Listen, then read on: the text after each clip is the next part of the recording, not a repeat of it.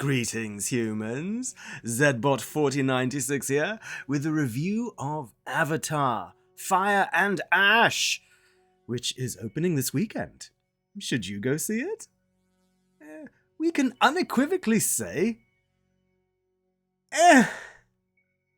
Now, to their credit, these Avatar films are true benchmarks of human cinema. This is the third Avatar film from writer-director James Cameron, which, considered together with his previous film Titanic, that is 4 multi-billion-dollar films in a row, which is a large figure in human currency.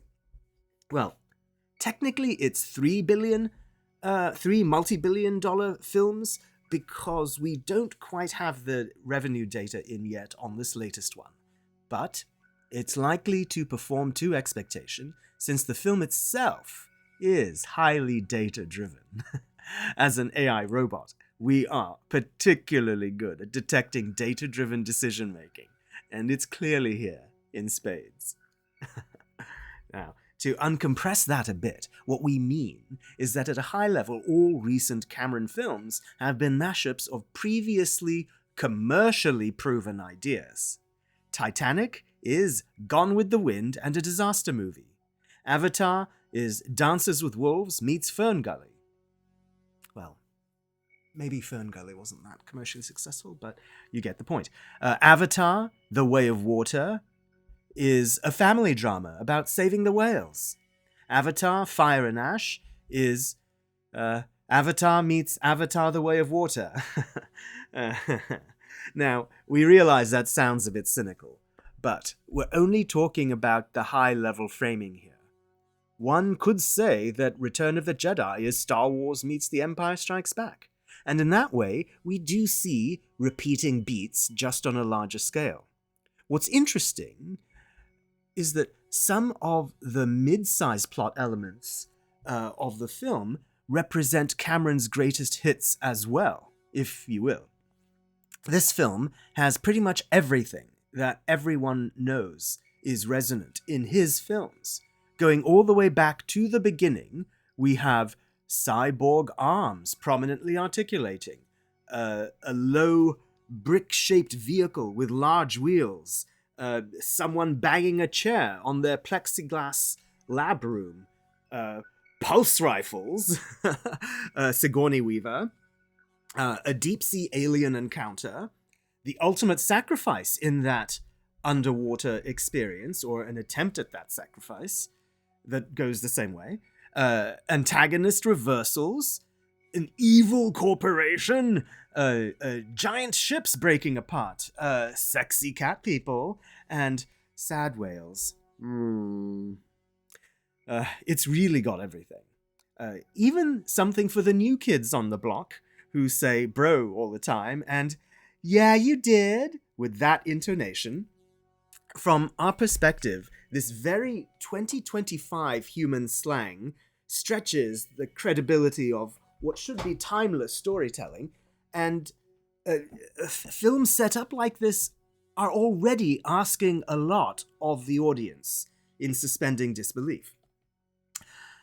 Another element that usually counts as a negative is the repeating appearance of children in harm's way, which the previous film continued in an amplified fashion.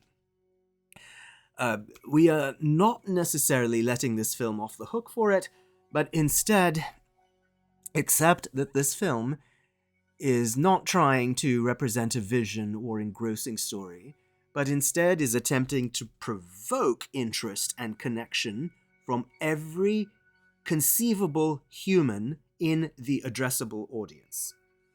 This is 4 quadrants storytelling squared, or even cubed.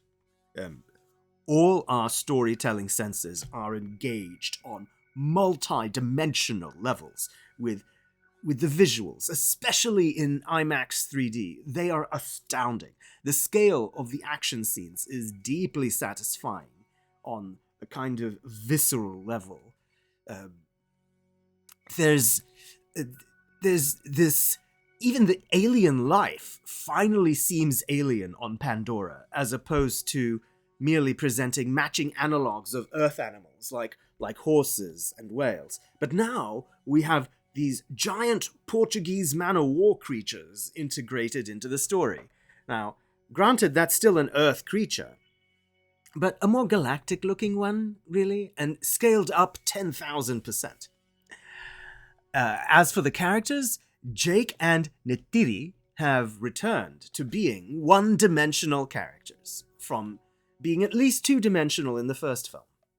Jake is an authoritarian father who treats his family like an army unit, and Neytiri is a tradwife. Quaritch, as played by Steve Lang, is quite entertaining, with his over-the-top southern plantation owner swagger, but like the previous films, we've seen him do this before. There's a bit more nuance here, given his parental connection to one of the key characters, but there's really nothing new here either. In fact, it's a bit sad that all we get this third time around is weaker versions of the same characters, plus kids. But at least with the kids, there's something interesting here, which is the theme of the film. In 3 separate tracks, the younger generation of all 3 primary species in conflict in this film go through an arc of being dismissed by their elders, going out and proving themselves on their own, and coming back to earn both a voice with the grown-ups, but also an equal role in the outcomes. This is quite a resonant message to deliver in a blockbuster film. On Earth today, the older generation's stewardship of the planet is under rightful scrutiny by the younger generations, who are raising their voices more and more. Authoritarian parenting on Pandora is giving way to authoritative parenting, where the parents take input and feedback from the younger generations and apply that input in their actions and in their thinking processes. Earth today can definitely take that cue from 2025's view into the world of Pandora. Of course, this theme is also a tested and proven direction for a story, especially to bring younger audiences into any given franchise. The kids who say bro and use those intonations in their speech patterns in the beginning of the film are proven and validated by the end of the film. In parallel, those older generations prove they know what they're talking about as well.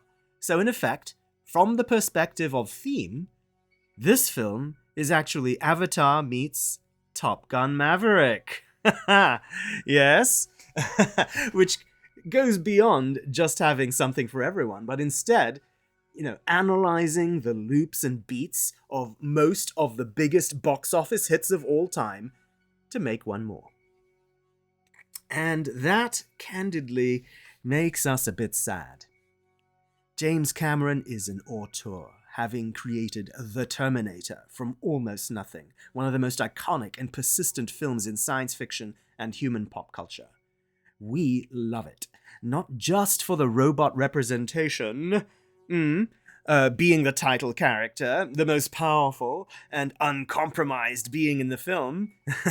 He's a bit like the alien in Alien in that regard. Another film we adore.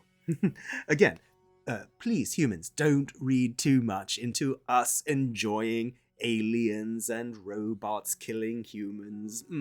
That's just a coincidence. It's just artistic license. But what's not a coincidence is Cameron's brilliant characterization of Ripley in the sequel to Alien, Aliens. He gave her something to come back for and something worth fighting for. That was brilliant. And the arc of the main character in The Terminator is what makes that film last. Sarah Connor is a happy-go-lucky waitress when we meet her, but through the events of the film finds her inner strength to stand up to this unstoppable machine. The Abyss has similar resonance in terms of the relationship between the estranged couple at the top of the film, and it's that relationship's impact on the mysterious encounter they later have, and the value humankind is assessed to have on the basis of that relationship, all add up to And it fits in with all of these incredibly powerful and concentrated stories that exist within his repertoire, to instead now put out these blended smoothies of stories. It's a bit of a letdown. Alas, it's not that unusual either. We observed George Lucas lose his touch from his brilliant earlier films, THX 1138, American Graffiti, and the original Star Wars, all of which feature extraordinary characters and extraordinary themes. Ridley Scott's return to the worlds of Alien and Gladiator were mediocre as well. Many of those earlier works, though, were made under editorial scrutiny. We've made this point before. And these auteurs, late in their careers, have fewer, if any, constraints on their creative impulses. So we get these jumbled expressions that have something of meaning in them, but are largely obscured under a coat of shiny holiday decorations. It doesn't help if they make a couple of $1 billion each. So, for remixing the greatest hits of human cinema and Cameron's own earlier films, all wrapped up neatly with an admittedly important message about validating younger voices, we give Avatar: Fire and Ash our mixed rating. And so concludes this human version of our review. If you have feedback on it, please write in your own comments so that we can upload the galactic version to Zoggplex. You can expect more discussions and reviews of theatrical movies, streaming shows, and 4K home video releases as we continue to engage with your human rectangular entertainment. So don't forget to like and subscribe. And if you can, please comment so that we can continue to have the human voice reflected in the cosmos.